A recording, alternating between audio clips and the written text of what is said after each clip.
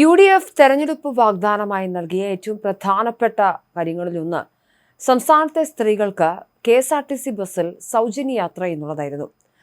ഇത് പ്രഖ്യാപിച്ചു. അതിനുശേഷം സംസ്ഥാന സർക്കാർ അധികാരമേറ്റു. കഴിഞ്ഞ ദിവസം സ്ത്രീ സൗജന്യ യാത്ര പ്രിയദർശിനി എന്ന പേരിൽ സംസ്ഥാന സർക്കാർ ഔദ്യോഗികമായി ആരംഭിക്കുകയും ചെയ്തു. സംസ്ഥാനത്തെ ഓർഡിനറി ബസ്സുകളിലാണ് സ്ത്രീകൾക്ക് സൗജന്യ യാത്രയുള്ളത്. ഇത് KSRTCക്ക് അധിക ബാധ്യതയാകുമെന്നും ആ അധിക ബാധ്യത സംസ്ഥാന സർക്കാർ നികത്തും എന്ന ഉറപ്പിന്മേലാണ് യാത്ര അനുമതി KSRTC നൽകുന്നത്. എന്തായാലും സംസ്ഥാനത്തെ സ്ത്രീകൾക്ക് സൗജന്യ യാത്ര അനുവദിച്ചുകൊണ്ടുള്ള പ്രിയദർശിനി ബസ് സർവീസുകൾ ആരംഭിച്ചതോടെ വൻ വിജയമാണ് എന്നുള്ളതാണ് റിപ്പോർട്ട്. കൊല്ലം ജില്ലയിൽ നിന്ന് മാത്രം വരുന്ന കണക്കുകൾ പരിശോധിച്ചാൽ സ്ത്രീകൾ ഈ യാത്രാ പദ്ധതിയിൽ ഡബിൾ ഹാപ്പിയാണെന്ന് മനസ്സിലാകും. കൊല്ലം ജില്ലയിലെ KSRTC ഡിപ്പോകളിൽ ചരിത്രത്തിലെ ഏറ്റവും വലിയ യാത്രാ തിരക്കാണ് അനുഭവപ്പെടുന്നത്. KSRTC ഓർഡിനറി ബസ്സുകളിൽ വനിതകൾക്ക് പൂർണ്ണമായും പണം ഈടാക്കാതെയുള്ള യാത്ര തുടങ്ങിയ ആദ്യത്തെ 5 ദിവസത്തെ കണക്കുകൾ പുറത്തുവരുമ്പോൾ യാത്രാ നിരക്കിൽ വൻ വർധനമാണ് രേഖപ്പെടുത്തിയിരിക്കുന്നത്.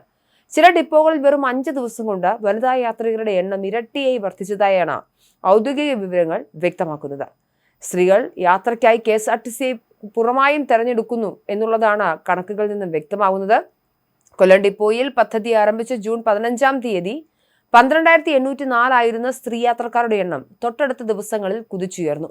16-ാം തീയതി 20,391 17-ന് 21,677 18-ന് 22,109 വർദ്ധിച്ച നിരക്ക് 19-ാം തീയതി ആയപ്പോഴേക്കും 22,987 എത്തി നിൽക്കുകയാണ്. ഇത്തരത്തിൽ 10,000 മുതൽ 12,000 വരെ അധിക യാത്രക്കാരാണ് ഇവിടെ മാത്രം പുതിയതായി എത്തിയത്. ഇതിലൂടെ സർക്കാരിന് 20.02 ലക്ഷം രൂപയുടെ അധിക ബാധ്യതയാണ് ഉണ്ടായിരിക്കുന്നത് എന്നുള്ളതാണ് ഇതിന്റെ മറ്റൊരു വശം. കൊട്ടാരക്കര ഡിപ്പോയിലേക്ക് പോയാൽ ഇക്കാലയളവിൽ ആകെ യാത്ര ചെയ്ത 3,26,724 പേരിൽ 2,07,338 പേരും സ്ത്രീകളായിരുന്നു. 0 രൂപയുടെ സീറോ ടിക്കറ്റ് വഴി ഇത്രയും പേർ യാത്ര ചെയ്തപ്പോൾ KSRTCക്ക് ലഭിക്കേണ്ടിരുന്ന ടിക്കറ്റ് വരുമാനമായ 35,10,052 രൂപയാണ് നഷ്ടം. 15-ന് 28,945 ആയിരുന്നു ഇവിടുത്തെ വനിതാ യാത്രക്കാരുടെ എണ്ണം. 19-ാം തീയതി ആയപ്പോഴേക്ക് 46,323 ഉയർന്നു.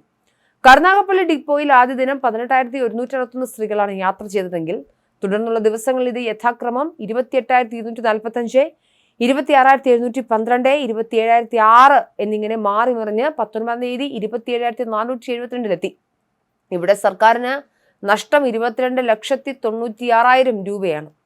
ചടയമംഗലത്തും സ്ഥിതി വ്യത്യസ്തമല്ല. 10,000-ഓളം വനിതാ യാത്രക്കാരുടെ സ്ഥിരമായ വർധനമാണ് ഇവിടെ ഉണ്ടായത്. ആദ്യ ദിനത്തിലെ 14,398 നിന്നും അവസാന ദിവസം അത് 22,742 ഉയർന്നു. പുനലൂരിൽ ലഭ്യമായ 33 ഓർഡിനറി സർവീസുകളിൽ നിന്നായി ആദ്യ 5 ദിവസങ്ങളിൽ 7,04,000 സീറോ ടിക്കറ്റുകളാണ് വിതരണം ചെയ്തത്. ആദ്യ ദിനം 7,904 ആയിരുന്ന യാത്രക്കാരുടെ എണ്ണം ഇരട്ടിയിലധികം വർദ്ധിച്ച് 16,387 എത്തി നിൽക്കുന്നു. ചാത്തന്നൂർ ഡിപ്പോയിൽ 5 ദിവസത്തിനകം 1,00,000-ലധികം സ്ത്രീകൾ, കൃത്യമായി പറഞ്ഞ 1,738 പേർ ഈ പദ്ധതി പ്രയോജനപ്പെടുത്തി. എന്തായാലും KSRTC ആരംഭിച്ച UDF സർക്കാരിന്റെ സൗജന്യ യാത്ര, KSRTCയിലെ പ്രിയദർശിനി സൗജന്യ യാത്ര വൻ ഹിറ്റാണെന്ന് തന്നെയാണ് ഓരോ ജില്ലകളിലെയും ഡിപ്പോകളിലെ വർദ്ധിച്ച സ്ത്രീ യാത്രക്കാരുടെ എണ്ണത്തിൽ നിന്നും വ്യക്തമാകുന്നത്. എന്നാൽ ഇത് സർക്കാർ ഉണ്ടാക്കുന്ന അധിക ബാധ്യത അത് സംസ്ഥാന സർക്കാർ എങ്ങനെ നികത്തും എന്നുള്ളതാണ് ഇനി കണ്ടറിയേണ്ടത്.